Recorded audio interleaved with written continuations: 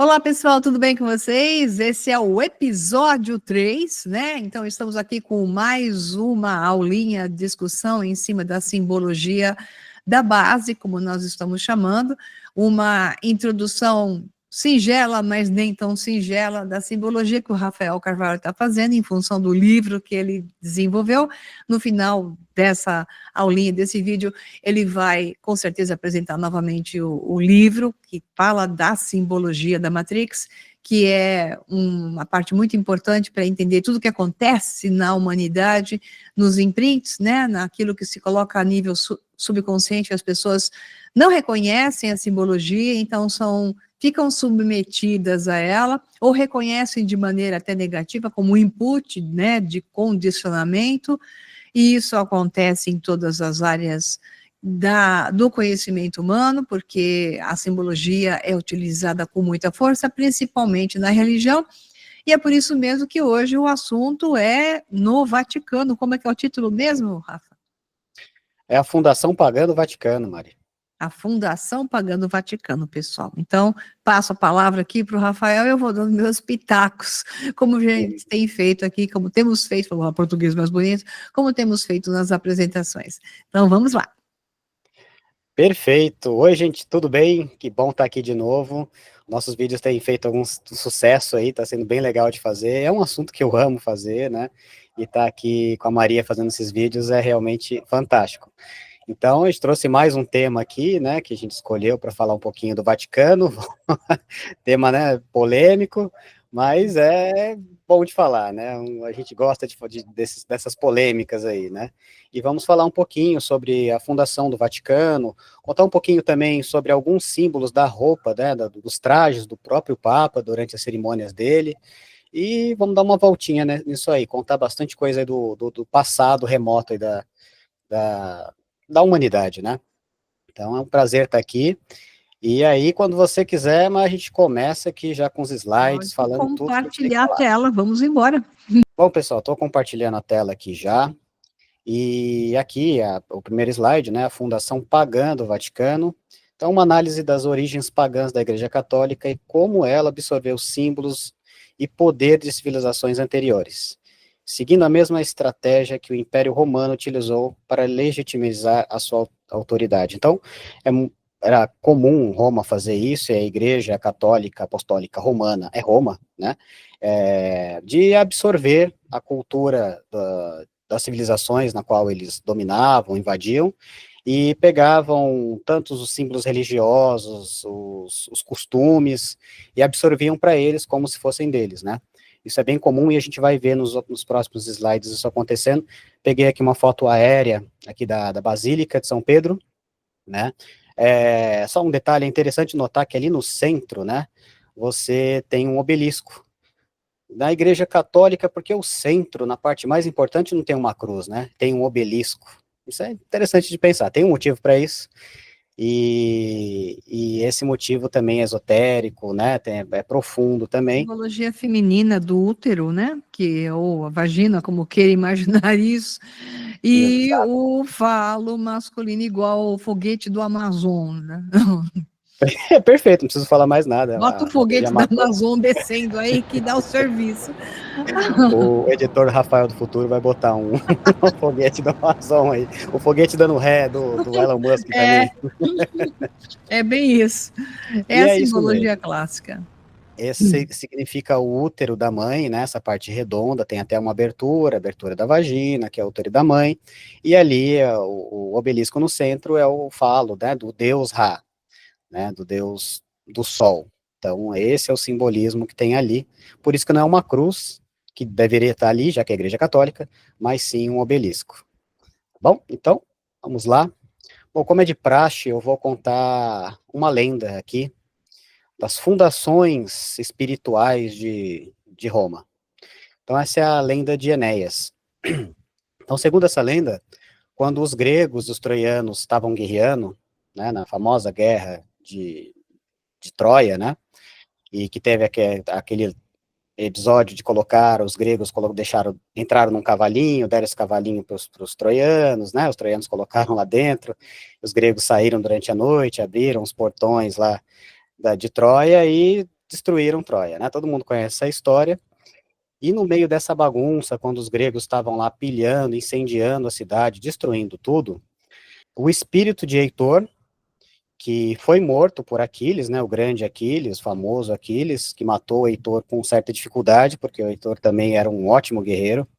O espírito de Heitor surgiu para um jovem troiano e se apresentou para ele e entregou para ele a tocha, a chama da cidade de Troia, e também as estatuetas dos deuses do lar. Era muito comum na antiguidade, isso aconteceu no Egito, inclusive eu e a Maria estivemos no Egito e vemos uma imagem em alto relevo de um dos deuses do lar lá, ele parecia até um gnominho, tal, não sei se você vai lembrar, mas ele era esquisitinho. E era muito comum isso aí no passado, as civilizações antigas terem um deuses do lar, é como se fosse o santo de casa, né? Então eles tinham muito isso. Então isso é o símbolo do fogo, né, do espírito de Troia, e também dos costumes e tradições troianas. É isso que simbolizava a tocha e as estatuetas dos deuses do lar, né? E deu para esse jovem e falou, olha, não enfrente, porque Troia já caiu. Fuja da cidade, atravesse o oceano, e lá você formará uma civilização que não terá fim. E aí esse jovem, o Enéas, saiu, fugiu, atravessou o oceano e foi parar nas costas da Itália, foi parar na região da Itália ali, região costeira da Itália. E lá ele fundou um vilarejo e foi crescendo, e através de batalhas e acordos com os povos locais, que eram os etruscos, que moravam dominavam aquela região. Os etruscos já estavam lá há séculos e já tinha uma sociedade bastante desenvolvida naquele período. E ele fundou ali a cidade dele, o vilarejo, e foi crescendo. Séculos depois da morte de Enéas, nasceu Rômulo e Remo, né? São famosos por serem os patronos, né? Os construtores de Roma, né? Os pais de Roma. E Rômulo e Rêmulo são considerados pais de Roma, mas o pai espiritual, aquele que trouxe a chama e as tradições, é Enéas, né? Porque uma civilização só pode existir, a pedra só pode existir se tiver um espírito por trás, uma tradição por trás, né?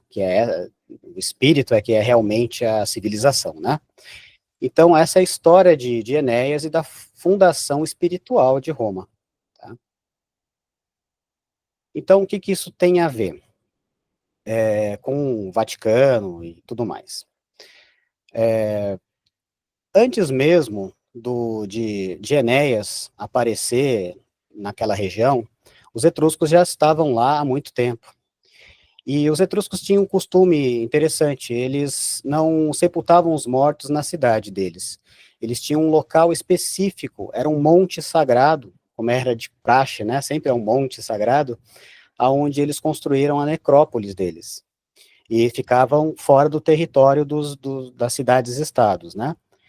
Esse monte era chamado de Vática, porque a deusa desse monte, a deusa da necrópole, era a deusa Vática, que é essa figurinha que vocês estão vendo aí, sem o nariz, que meu filho falou que parece o Michael Jackson, né?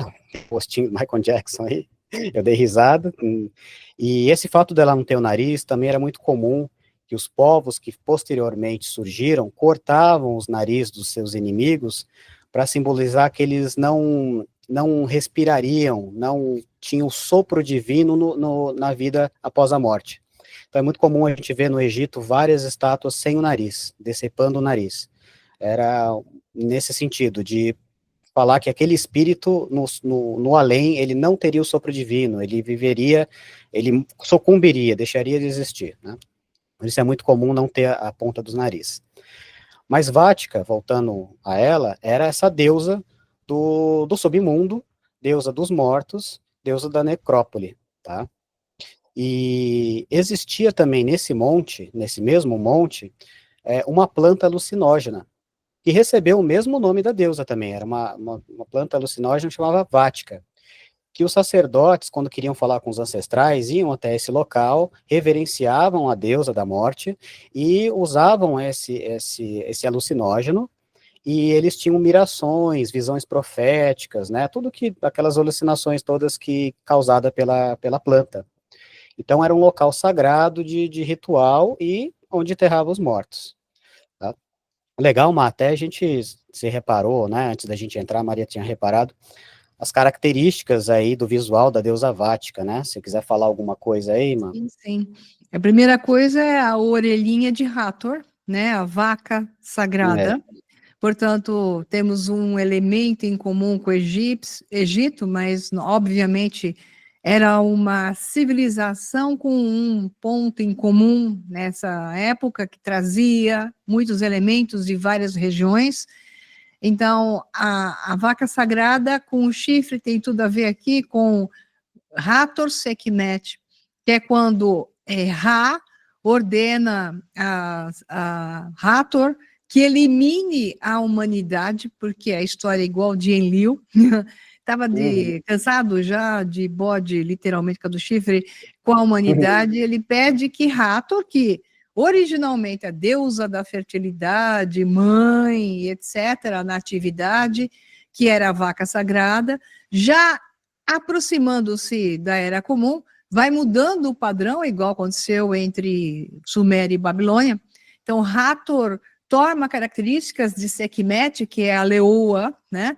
Então, Hathor se transforma em Sekhmet, se funde com Sekhmet e começa a destruir a humanidade. É o mesmo conceito de Inanna, Ishtar, e depois com o seu lado mais malvado, que se torna mais demoníaca, entre Akkad e Babilônia, né? Então, temos o mesmo estado de degradação da mulher, quando ela começa a ser colocada como a bruxa da Branca de Neve. É o mesmo elemento. Mas o que é interessante, a questão do chifre, né, que no Egito isso era muito comum, não como chifre, mas como símbolo nesse mesmo formato, em volta do halo solar. Então, os deuses, como a própria Hathor, ela tinha, não é o que se chama de chifre, mas é o claustrum, né? Que é duas áreas do nosso cérebro, nossa construção, onde se diz que ao centro está a alma. Então, a alma solar. Então, quando o ser é do bem, ele carrega um disco solar entre o claustro, que tem exatamente esse formato, dessa forma, assim, que está copiando o chifre, e quando se transforma no mal, eles o chamam de um chifre, ou seja, se torna mais matéria, um elemento de matéria, perde o halo solar, e então o ser é demonizado. E no caso das mulheres, devido à questão da correlação com o mito de Vênus, que eu já falei N vezes, né? Vênus causando um desastre no nosso sistema solar. Então, Vênus boazinha, deusa da manhã, né, o sol da manhã, como queira chamar, tem vários nomes, e ao mesmo tempo se transformando numa deusa demoníaca. Tiamat, que é o caso sai de Inanna, Ishtar, e se transforma em Tiamat, e a mesma ideia que você tem para o Egito, Hathor, ao mesmo tempo que você tem Sekhmet juntos no mesmo elemento. Então, a deusa com os dois elementos, mas ela, então, aí se transforma na deusa do submundo, porque não está com o halo solar. É fantástico. Não, é fantástico, é isso mesmo, é sempre a dualidade, né, onde é a mesma mãe materna que dá a vida e alimenta, e tem a polaridade oposta daquela mãe terrível que tira a vida, da mesma forma que ela dá a vida, ela tira a vida. Exato. Então, essa deusa, ela representa isso, essa tirar a vida, né, ela é o oposto daquela mãe boazinha que dá a vida e tudo mais, isso era muito E os comum na etruscos, antiguidade. como não deixaram nada escrito, mas eles Uhum, eram uma descendência da antiga Suméria, então a civilização foi de cima para baixo, depois sim. subiu de novo, como eu explico esses movimentos no curso A Verdadeira História da Humanidade e em outros da história. Então, a Etrúria, que é o joelho da Itália, ela foi Uhum. formada exatamente por povos que se depois foram chamados de povos sítios, que tem essa herança exatamente da Suméria e Acádia. Então, eles carregaram esses elementos, se fundiram, porque eram povos marítimos, né, estavam ali Sim, dispostos no mar, receberam essas influências todas e criaram esse sincretismo, que é o que vemos aí entre o bem e o mal em um único ser. não, perfeito, é isso mesmo. E aí, voltando agora aqui o assunto que a gente estava tratando, da história da deusa Vática, né? Como eu tinha dito, ela tem aquele planta alucinógena e eles tinham uma miração, tinham visões ali, né, proféticas. Tudo isso naquele mesmo terreno ali, que posteriormente, depois que Roma já tinha ganhado força e já tinha dominado os etruscos, já tinham eliminado eles e absorvido a cultura etrusca, aliás, a cultura que mais Roma absorveu foi a etrusca, né? Mais até do que os gregos, né? A gente sabe mais que é muita influência grega, mas os etruscos foram muito mais, porque Roma surgiu no território etrusco, né? Então, nessa região aí da necrópole da deusa Vática, os romanos, posteriormente, construíram um circo romano. E um circo romano, para quem não sabe, é igual o Coliseu, sabe? Que é onde se junta a população, pão e circo, né? E você tem um monte de matança lá, pessoas, gladiadores se matando, animais selvagens devorando pessoas, e isso era divertido, as pessoas aplaudiam, achavam o máximo aquele sacrifício, aquela carnificina que acontecia ali. Tem uma lenda que diz que Pedro, né, o apóstolo de Jesus, Pedro, ele foi para esse circo aí, esse circo que estava localizado aí no Monte Vático. E lá ele foi morto, né, em uma dessas apresentações aí. E depois, séculos depois, quando o catolicismo ele foi legalizado por Roma, começou a haver procissões para aquele local, para homenagear Pedro, né, que tinha morrido martirizado ali naquele circo romano. E começou a ser um local de peregrinação cristã. Séculos depois, a Igreja Católica finalmente virou a religião oficial de Roma, e então decidiram construir ali, naquele mesmo lugar, a Basílica de São Pedro, né, para homenagear São Pedro.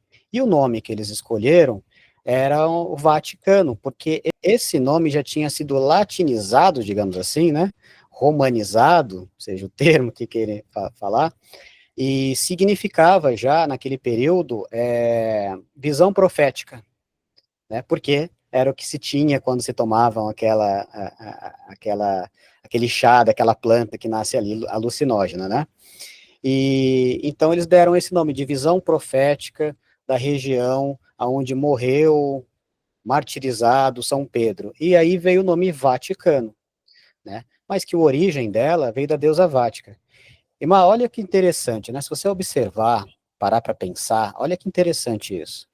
Primeiro surgiu como uma necrópolis, onde se enterravam os mortos lá. Depois, os romanos decidiram fazer um circo romano, onde matavam pessoas lá. E depois o Vaticano decidiu construir simplesmente a pedra angular deles, a Basílica de São Pedro, né, o centro de Roma.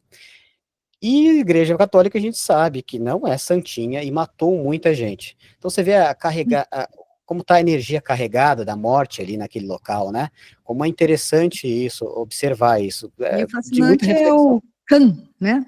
Que é serpente na Sim. escrita antiga, porque você pode ver que é o Can, né? Que então os outros povos utilizam o conceito do rei serpente, e em Uhum. inglês se utiliza a sabedoria da serpente com o termo uncanny ability. Então, can you, você pode, esse can sempre quer dizer tudo que se pode, ou se faz através de algo que é a metamorfose do conhecimento, da sabedoria da serpente. Então, você pode, can you? Então, uncanny ability. Então, uma habilidade fora do normal, que é algo que vem da serpente. O grande Khan, né? Kaiser, tudo isso vem da serpente, que é Cã. Bom, não é à toa, e isso está no meu livro, que uma das construções que foi feita nos anos 70, mais ou menos lá no Vaticano, é onde o Papa, inclusive, se reúne para dar entrevistas, ou mesmo para falar com o povo, tem a forma de uma serpente, Na né? sala de audiência do Papa, né? Que é a sala de audiência, perfeito, isso mesmo, é Isso, uma serpente completa, isso está detalhado no totalmente. livro, mostrando o olho da serpente, as presas da serpente, Eles não escondem. não, é descarado, né, é É. descarado e o pessoal que não vê está hipnotizado, né, E pela as pessoas serpente, inclusive. negam. Negam. Então, é isso. Então, aqui eu trouxe também uma ligação da mitra papal, né, com o Zapcalo, tá? Então, aquele Nós chapeuzinho que o falamos Papa na usa, vez anterior a respeito até. Isso. sim, esse chapeuzinho que o Papa usa, ele tem uma referência, né? E essa referência é de milhares de anos atrás. As primeiras representações que a gente tem vêm dos sumérios, tá? Que é essa que eu coloquei, não sei se vai dar para ver o meu mouse, mas é essa aqui, da ponta aqui, ó, que é um alto relevo, um baixo relevo aqui, tá? De um sacerdote humano, dá para ver o pezinho dele aqui, ó, embaixo, segurando a bolsinha, tão famosa bolsinha, que você encontra em vários sítios arqueológicos antigos, inclusive em Göbekli Tepe tem essas bolsinhas, é um sítio arqueológico de 15 mil anos, pelo menos, México e América Central. e isso, está no mundo inteiro, uma cultura unificada, e aqui a pinha na mão dele, essa imagem aqui tem uns 5 mil anos, 4 mil anos e meio, tá? É sumeriana. Então, esse aqui é uma representação de um deus Apkalo. Vamos contar a historinha um pouquinho deles. A gente tem que voltar lá para a trindade dos sumérios, que é Anu, Enlil e Enki. Anu é o deus pai, criador de tudo, deus do céu. Ele teve 2 filhos, né? Um filho é o Enki, que é o filho primogênito, mas apesar de ser primogênito, ele era bastardo. Era filho do rei com uma concubina. E o segundo filho, o filho mais novo, era Enlil. E esse filho era mais novo, mas era legítimo, né? Era o filho do rei com a rainha mesmo. Então isso causava uma disputa, porque Enki era o filho primogênito, que deveria ficar no lugar do pai. Porém, ele era bastardo. E Enlil era o filho mais novo, porém legítimo. E isso dava uma briga entre eles dois, né? Segundo as narrativas que se contam. E Enlil era o deus do tempo, das montanhas, das armas, da terra. E Enki era o deus da escrita, da sabedoria, e ele que criou os seres humanos, né? E esses deuses que criaram os seres humanos, o Enki que criou os seres humanos, o que aconteceu foi o seguinte, é que passou um tempo e eles descobriram que ia acontecer um cataclismo na Terra, ia acontecer um dilúvio, uma grande destruição global iria acontecer. E os deuses decidiram que não iriam fazer nada, ia deixar os humanos pela sorte deles. Só que Enki, como foi o pai da humanidade, ele não queria ver as suas criaturas mortas. Então, ele basicamente falou para um dos moradores o que queria acontecer e para ele se precaver, se cuidar e preparar uma embarcação e que pegasse as essências de cada ser vivo e levasse com ele.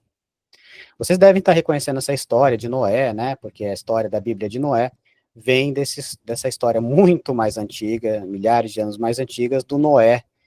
É Utnapishtim, mas o outro nome que está aqui é o Anis, né? Então é O Anis, Utnapishtim. isso, o Anis é que eu vou chegar lá no Anis, mas esse mesmo, esse nome mesmo. E aí houve esse dilúvio, a vida foi dizimada e só sobrou alguns humanos, algumas pessoas. Então foi tudo destruído. E há uma premissa, né, que diz que, assim, se se a humanidade for destruída, 80%, 90% da humanidade, significa dizer que 80%, 90% do conhecimento também foi destruído. Porque o conhecimento, ele está pulverizado entre as pessoas. Tem coisa que você sabe, que eu não sei, tem coisa que eu sei, que você não sabe, tá tudo espalhado, né? Então, se você destrói morre 90% da humanidade, você destruiu com 90% do conhecimento. Então as pessoas voltaram à época das cavernas, literalmente, né? Toda a tecnologia e conhecimento que existia sumiu. E então Enki mandou 7 sábios para recuperar, restaurar o conhecimento da humanidade para os sobreviventes. E aí, esses 7 sábios se chamavam Apkallu, os 7 sábios que vinham de dentro da água durante a manhã, com uma roupa de peixe. Detalhe, eles não eram meio peixe, meio homem, eles eram homens, né, deuses em formato humano mesmo, com uma roupa que lembrava um peixe. Né? Até Zacarias Sitchin diz que isso poderia ser uma referência de uma roupa tecnológica que tem escamas e tal, para, né, para viver, conseguir mergulhar e tudo mais. E aí eles fizeram essa representação. E eles vieram, o mais famoso desses Apkallus era o Anis, né, que era um Apkallu que ensinou a agricultura, a plantação. Então ele é sempre representado assim com essa pinha aí, colhendo um fruto de uma árvore divina, né? Tem várias representações assim. Então esses aí foram os deuses que ensinaram novamente, restauraram novamente o conhecimento para a humanidade pós-diluviana, pós-cataclismo, segundo a mitologia suméria, né? Com o passar do tempo, os filisteus e os fenícios surgiram posteriormente, e absorveram fragmentos desse conhecimento, dessa mitologia, né? Só que aí houve uma interpretação um pouco errônea e uma modificação aí. E aí apareceu o deus deles, né, dos filisteus, dos fenícios, que é metade homem, metade peixe, né? Que é esse deus que tá aqui, que eu deixei aqui embaixo, aqui, que dá para ver, né, que é um tritão aqui. Para quem não sabe, tritão é o masculino de sereia, tá? Não é sereio. Era o nome que eu não lembrei da outra vez. É, Era o Tritão. o tritão é masculino de sereia, tá? Não falem sereios, por favor. Aí, esse aqui é o deus Dagon. Então, até eu deixei escrito aqui, né? Dagon, divindade fenícia e filisteus. Então, a palavra semítica, Dagon, está relacionada ao hebraico Dag, né? Que significa peixe. No entanto, a maioria dos acadêmicos modernos argumenta que seu nome deriva da raiz GN, que significa grão ou cereal.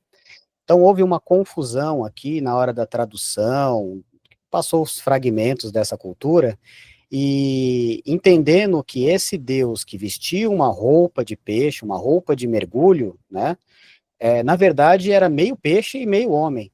E aí também a confusão de que esse Deus que ensinou a agricultura, na verdade houve uma mudança do nome, ele virou um Deus peixe, tá? Mas é Que uma isso confusão que surgiu já posteriormente. era comum anteriormente no Antigo Egito os teriantropos, né? Que é metade animal, metade humano. Então, esse teriantropismo era considerado uma forma de representar os deuses, e quando se perde o conhecimento e não se entende o que está acontecendo, se aceita uma versão que faz parte da matriz de realidade dessa consciência de inteligência artificial que nós participamos, que ela remonta as coisas, ela desmonta e remonta para uma nova personificação.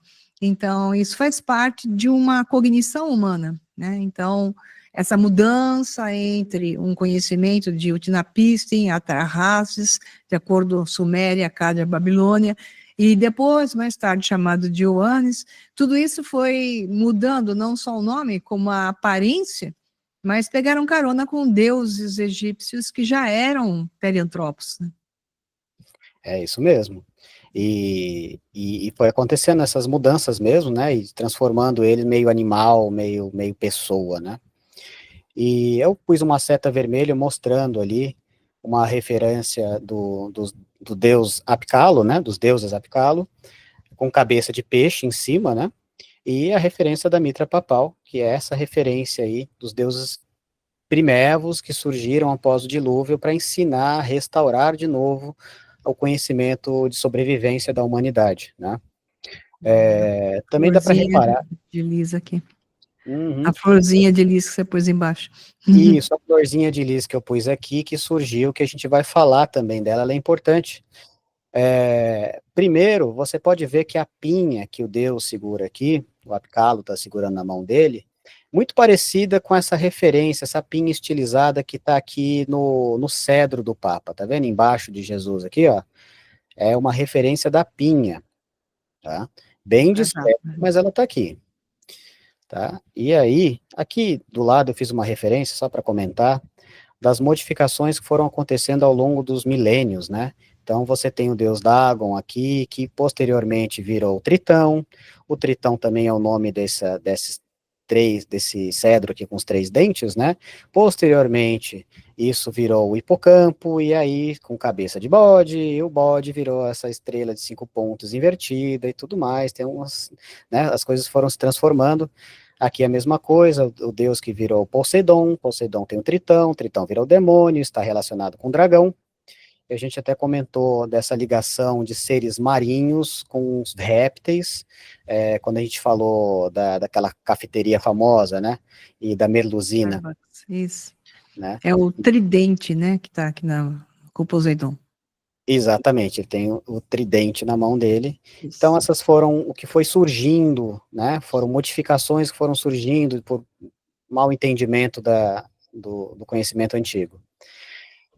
E aí, E nós o temos termo aqui. Dragon, pode ser que a origem de Dragon é Dagon, pode ser, faz sentido. Então, isso é bem lembrado, eu até tinha pensado nisso e estava me escapando, viu? Você vê que o deus Dagon tem uma similaridade vocal, né, com Dragon. Uhum. E então deve ter alguma referência aí que se perdeu ao longo dos milênios que foram passando, né?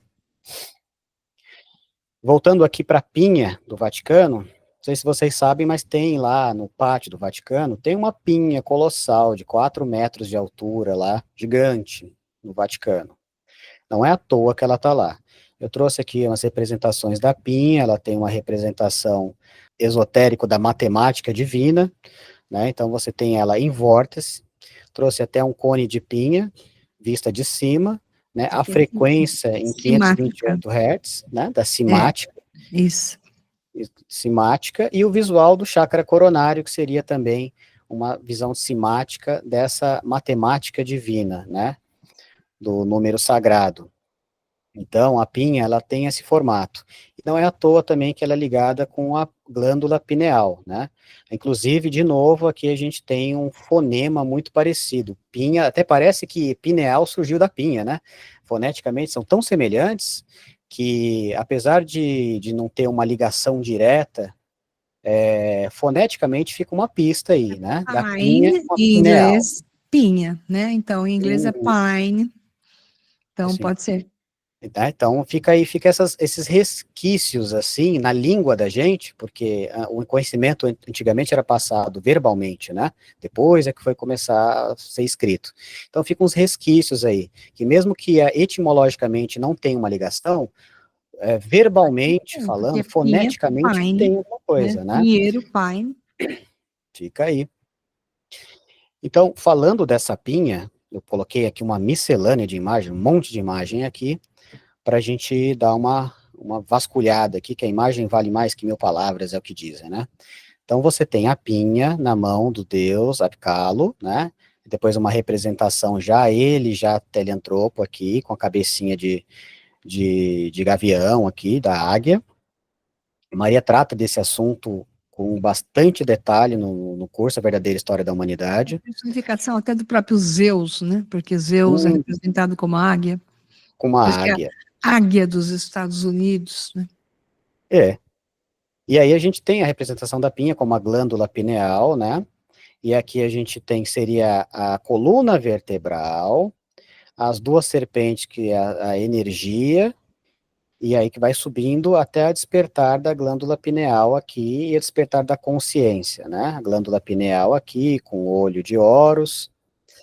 Essas modificações também aconteceram para esse símbolo aqui, né? Que a gente tem na cabecinha desse deus assírio, que é a representação do Apicalo, né? Mas já na época dos assírios, que é a flor de lis, né? Claramente é a flor de lis que ele tem aqui.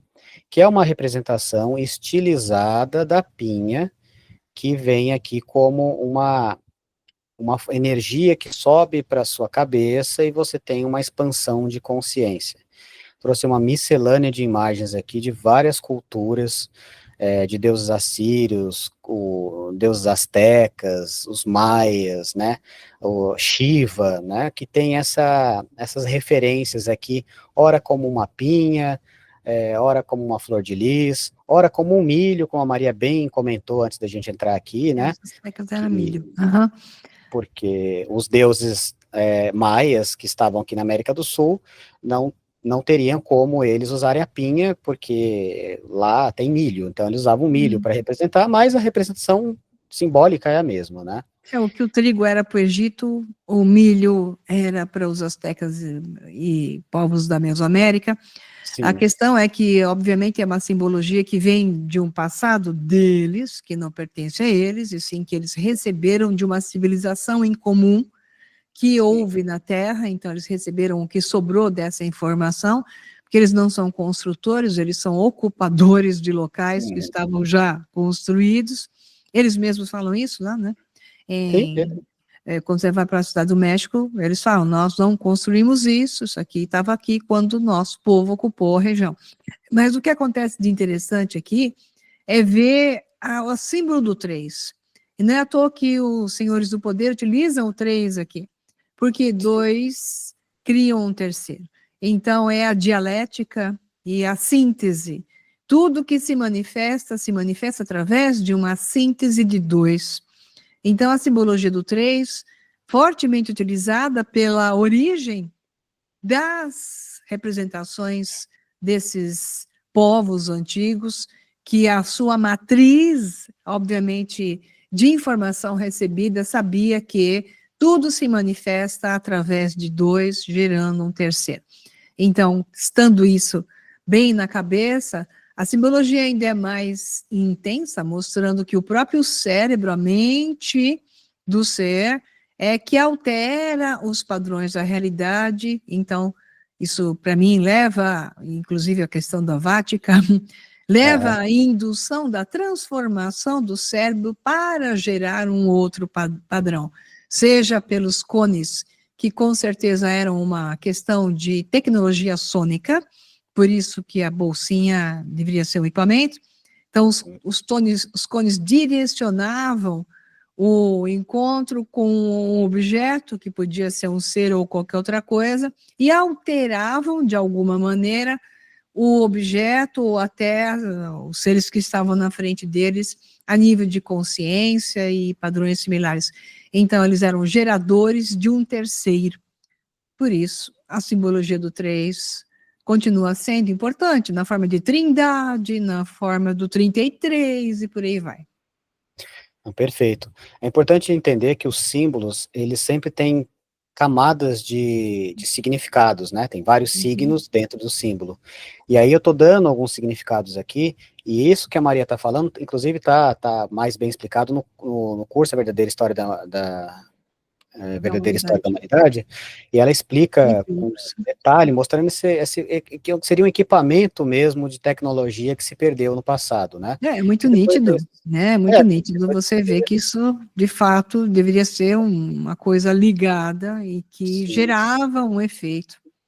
exatamente. E que depois a gente foi associando simbolicamente com a pinha, glândula pineal e tudo mais.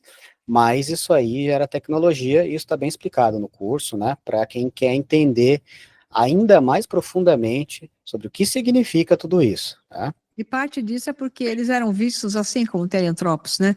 Então, quando a alteração da mente ocorre, que é o que vai acontecer agora e já está acontecendo, as pessoas verão extraterrestres, verão seres com outras aparências. Já Então, nós está estamos acontecendo. no futuro do passado, porque a nossa mente é alterada. Então, as pessoas que veem um extraterrestre terantropo com formato humanoide animal, zoomórfico, como queira chamar isso, nitidamente ela teve uma alteração no estado mental. E o cérebro faz isso, porque a matriz de realidade dá o recorte e cola e remonta. Então, essa impressão de ver um humanoide animalizado, né, zoomórfico, faz parte da alteração cerebral. Então, quando você, muitas vezes, você que era Zé da Ayahuasca, Rafael, você Sim, tomou eu tomei tempo. ayahuasca várias vezes, Sim, várias você vezes. via alterações, né, físicas e tinha animais que se fundiam e etc., como serpentes, que, etc. Sim. Conta aí da sua experiência. Sim, isso é um padrão. Cada experiência é única, mas se você quiser ver o que tem em comum é isso. Seres da natureza, animais, isso é extremamente comum, né? Então, além das cores, muitas cores que aparecem, a gente chama isso de miração, é muito comum você ver seres elementais da natureza, né? De tudo quanto é tipo. Então, é muito comum isso. Inclusive, tá num estudo de um livro chama Sobrenatural, né? Tô com ele aqui do lado, o Graham Graham Hancock. Hancock, isso. Graham Hancock.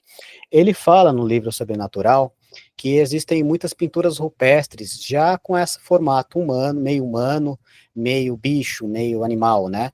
E ele diz que muito provavelmente os homens da caverna, os antigos, e muitos deles nem eram tão da caverna assim, tá? Já eram bem avançados para o período dele. Eles usavam essas plantas alucinógenas e tinham essas experiências. Então, isso está intrínseco nas visões de mirações, tá? Isso é interessante. É uma explicação por que eles tinham essa cabeça de bicho ou corpo de bicho, né? Ao Porque alterar o estado mental, alterando o padrão por novas frequências, isso normalmente acontece. Então, sim, elas existem ou simplesmente são manifestadas pelo experienciador? Eis a questão. essa é a questão. E mas você reparou também no capacetinho deles aí, a cabeça comprida que eles têm, né? Interessante isso aí, né? Alongado, com Isso diz certeza. muita coisa aí essa cabecinha comprida aí que eles Não, têm. são crânios alongados, não há dúvida disso, que esse é o passado de uma espécie que existiu na Terra, chame isso como força, o termo é espécie, ou seja, de um humano avançado que existiu no passado, e sobraram alguns, os últimos, entre a região da Rússia e especialmente por mais tempo na Bolívia e no Peru, Pero, dados cemitérios que provam isso, mas que já são híbridos, né? Então, eles são seres com DNA feminino, DNA da mãe da Terra e o DNA do pai desconhecido, porque não tem registro na linha histórica da Terra, ou seja, desta Terra não faz sentido. Não quer dizer que não seja da Terra, mas não quer dizer, mas o que, na minha opinião, tem a ver é que não está relacionado de fato com a nossa linha do tempo que consideramos a partir do hoje. Então, este agora não relaciona esse passado porque ele, em algum momento, fez um cross-link, ou seja, ele cruzou em algum banco de dados, mas não é o mesmo, então fica falho na sua manifestação.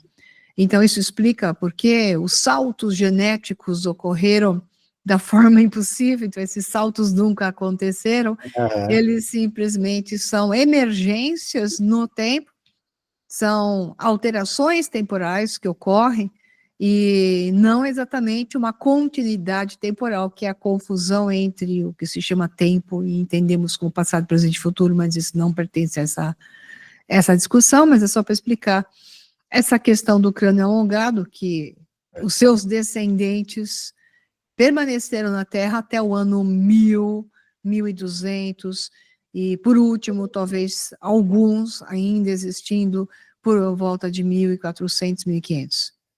É isso mesmo, historicamente é ontem, né? Estou falando de modo historicamente, bem recente.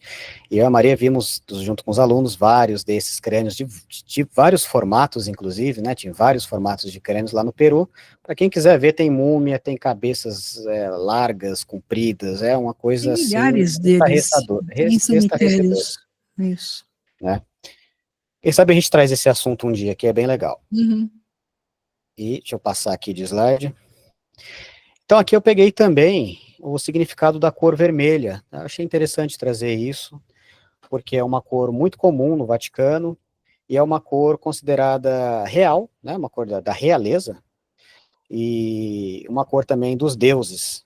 Então você tinha aí os deuses sempre usando uma capa vermelha, tem uma referência do super-homem com a capa vermelha, que é essa referência dos deuses, né?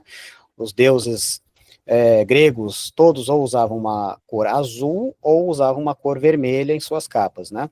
E isso tem um significado muito forte, né? Tem o tapete vermelho que se estende para passar, né? Só a realeza vai no tapete vermelho, ostentando aquilo. E assim, resumindo tudo, tudo isso aí se resume ao sangue da virgem, da mulher, o sangue menstrual que teria o poder de trazer a vida, No né? Ocidente, mas no Oriente, na China, é o Draco, é o sangue Isso, do dragão, né? Mas é a exatamente. mesma coisa, é sangue. É Isso. exatamente a mesma coisa, é uma referência do sangue da dragão-mãe, né? Que Uhum. também é o sangue divino, o sangue que dá vida. Então a gente sabe daquela Aleluia. referência de Jesus, quando ele morreu na cruz, aí veio um soldado romano, espetou ele lá para ver se ele estava morto na costela, aí saiu o sangue, alguém colocou o cálice ali, pegou aquele sangue de Cristo, e isso virou toda uma mitologia que depois os cavaleiros templários esconderam o cálice, e tem uma história imensa Eles sobre isso. usaram já o conceito do cálice sagrado, que era muito mais antigo, né? O sangria, o Muito sangue mais real. antigo. Exatamente. O Mas que que ok. significa isso? O cálice, na verdade, é o útero materno. Como no primeiro slide a gente viu lá aquela referência do Vaticano, a imagem do alto, né? É o útero da grande mãe e o sangue da vida, né? É isso que representa, e depois foi distorcido, transformado no sangue de Cristo, e né? A Corte e história é cola. longa. Ctrl+C, Ctrl+V e altera o nome. Exatamente. Então, o Vaticano absorveu essa informação e modificou ela para benefício próprio, né?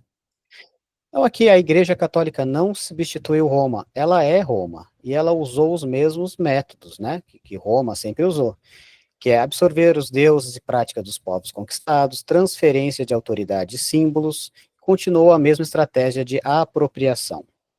Então, aqui é como ela fazia isso, né, identificar, legitimar, absorver e transformar, né. Esta estratégia permitiu que a Igreja Católica se estabelecesse como herdeira direta, não apenas de Roma, mas das tradições muito mais antigas. Então, é assim que Roma foi tão grande, porque absorveu tanto conhecimento de civilizações mais antigas, né? Então, eu fiz a conclusão aqui, né? A análise dos símbolos e práticas católicas revela uma estratégia deliberada de apropriação cultural e religiosa que segue o mesmo padrão utilizado pelo Império Romano, né? Igreja Apostólica Romana, é Roma. Ao, ao construir sobre fundações pagãs e absorver símbolos de poder antigo, a Igreja não substituiu Roma, tornou-se continuação de Roma sob uma nova forma. Antes de terminar a leitura, a gente viu em Coricancha, lá no Peru, né, que tem em Cusco, na verdade, né? Que a gente tem ali na parte de baixo. Depois eu vou jogar. O Rafael do Futuro vai jogar aqui a imagem. É, tem a igreja, que a igreja não, né? O Os templo, megálitos originais, aí a megalíticos, igreja, o templo escrito. Eles têm igreja também do outro lado, em tem, mas cima eles dos construíram em megálitos. cima, né? Eles Isso, isso, construíram em cima, né? isso. Eles fazem isso em todos os lugares do mundo. Então, a Igreja Católica Apostólica Romana sempre vai subverter a cultura mais antiga que está ali, né? Para absorver aquele poder que tem ali, aquela energia e tudo. Então, é essa a apresentação de hoje. A gente poderia falar muito mais coisas, inclusive, deixa eu parar de compartilhar a tela, mas aí ia ficar muito extenso, muita coisa. Tem mais coisa no livro, eu não trouxe, o que está no livro eu não trouxe aqui, né? Que até a Maria comentou, né, da sala da serpente, isso está no livro, mas eu quis trazer um pouquinho aqui para vocês darem uma olhada sobre essa simbologia fantástica, né? Eu dei uma resumida, né, gente? A gente está falando aqui de história de milhares de anos, então é lógico que não dá para falar tudo, exatamente tudo, mas se vocês quiserem aprofundar mais, tem o curso Verdadeira História da Humanidade, que tem horas e horas e horas Os da Maria cursos da linha de explicando história, isso. né? Esses assuntos até estão na continuação ainda melhor de outros Exatamente, cursos. Mas exatamente. mostra o seu livro aí, Rafa, para quem não conhece ainda. Eu vou pôr na edição Conta também, um mas ele está pouquinho aí. aqui. Está aqui do meu lado. Então, esse aqui é a capa do livro, que a gente já comentou, né? E o livro é quase um gibi, porque como a gente está falando de semiótica, está falando de símbolos, então o livro tem que ser cheio de imagem, né? Não tem como falar de símbolo e não mostrar as imagens que ele tem. Tá dando umas interferências aí, por causa do meu plano de fundo, né? Mas, aí, travou. Então tem vários símbolos aqui. O livro eu gostei muito de fazer esse livro, eu tenho recebido algumas mensagens, inclusive recebi uma mensagem hoje de uma aluna que disse que o livro físico chegou, o pessoal quer o livro físico, é impressionante, e dizendo que está muito feliz, que começou a ler e agradeceu, né, agradeceu inclusive a você por ter indicado o livro, foi bem legal o depoimento que ela Gostou deixou, mesmo. né, então é isso também, assim, pessoal, Indica para o segue lá pessoal, no... você explica, tem que explicar que tem que comprar o digital, né? Porque o objetivo era o digital, e aí tem que, após pegar o digital, clicar um xizinho para pegar o físico, porque eles vão Não, enviar. Então, assim, explica só isso para o pessoal entender. então, eu coloquei o digital em primeiro momento para vender, né? E aí a própria plataforma do Hotmart me dá a opção de você fazer um livro físico. Eu já separei os links, viu, Má?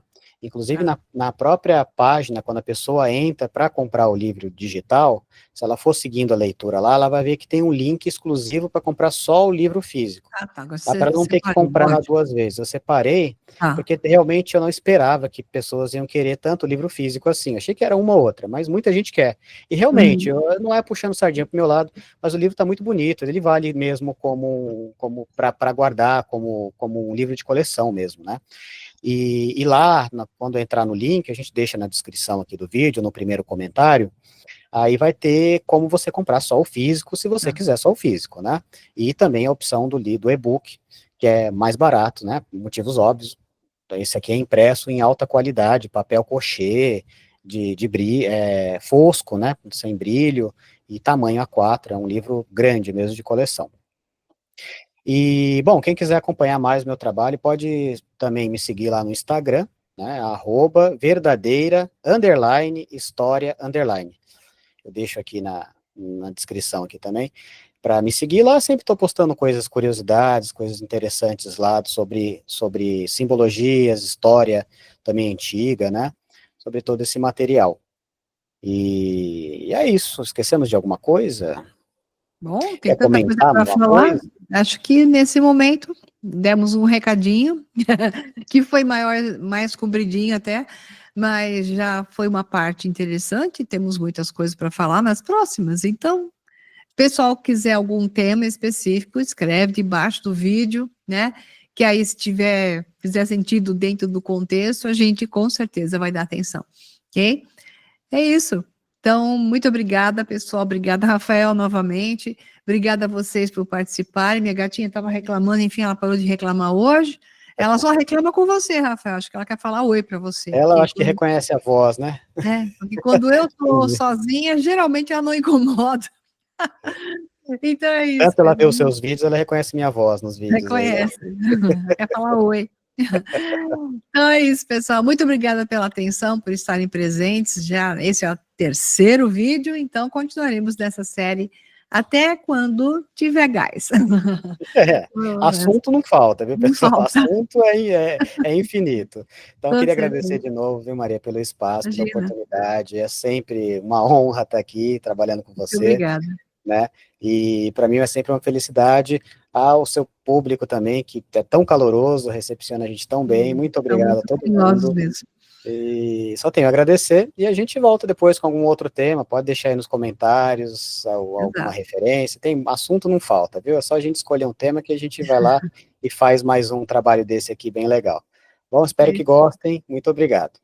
Obrigada, pessoal. Um abraço e até mais, como eu sempre costumo dizer. Tchau, tchau.